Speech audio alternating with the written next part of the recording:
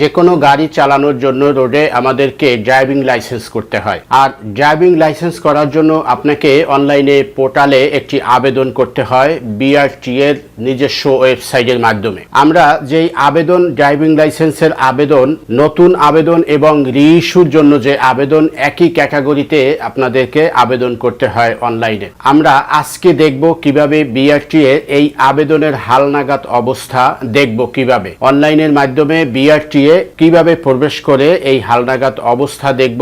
আমার সাথে যুক্ত থাকুন এবং ভিডিওটি কন্টিনিউ করুন। মূল পর্বে ফিরে যাওয়ার আগে ছোট্ট একটি রিকোয়েস্ট, আমার চ্যানেলটি সাবস্ক্রাইব করবেন এবং আমাদের পেজ থেকে এই ভিডিওটি দেখলে পেজকে ফলো করবেন। আমরা এজন্য চলে যাব বিআরটি এর একটি ওয়েবসাইটে। আমি ক্রোম ব্রাউজার ইউজ করছি, আপনি চাইলে যে কোনো ব্রাউজার ইউজ করতে পারেন। আমরা এখান থেকে ক্রোম ব্রাউজারে প্রবেশ করলাম। প্রবেশ করার পর আমরা এখান থেকে ব্রাউজারে লিখব BRTA www.brta.gov.bd, এই সাইটে আমরা প্রবেশ করব।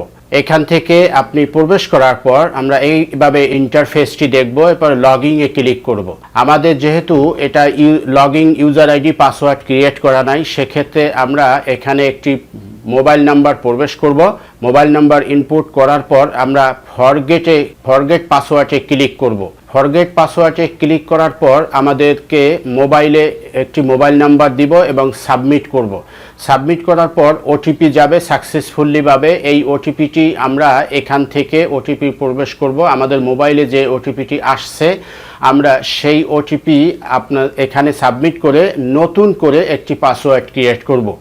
পাসওয়ার্ডটি ক্রিয়েট করলে একই পাসওয়ার্ড ক্রিয়েট করে সাবমিট করলাম। এবার আমাদের এই রেজিস্ট্রেশনটি কমপ্লিট হয়েছে। এখন দেখতে পাচ্ছেন এখান থেকে আমরা এই ইউজার আইডি এবং পাসওয়ার্ডটি ক্রিয়েট করা, এটা দিয়ে লগ ইন করলাম। এভাবে একটি ইন্টারফেস আসবে, দেখতে পাচ্ছেন এখানে ড্রাইভিং লাইসেন্স অ্যাপ্লিকেশন। আমরা এখান থেকে ড্রাইভিং লাইসেন্সের হালনাগাদ তথ্যটি দেখতে পাচ্ছেন। এভাবেই আপনারা চাইলে আপনি ড্রাইভিং লাইসেন্সের হালনাগাদ তথ্য কিভাবে অ্যাপ্লিকেশন করেছিলেন সেই তথ্যটি জানতে পারবেন বা দেখতে পারবেন। আশা করি বুঝতে পারছেন। এভাবে আপনি চাইলে আপনার ড্রাইভিং লাইসেন্সের আবেদন করার পরবর্তী অবস্থাটি সম্পর্কে আপনি নিশ্চিত হতে পারবেন। ভিডিওটি ভালো লাগলে লাইক, শেয়ার, কমেন্ট করবেন। আমাদের পাশে যুক্ত থাকবেন, আমাদের সাথে যুক্ত থাকবেন। পরবর্তীতে নতুন কোনো এপিসোড নিয়ে আপনাদের সাথে উপস্থিত হব। ততক্ষণ ভালো থাকবেন, সুস্থ থাকবেন। আল্লাহ হাফেজ।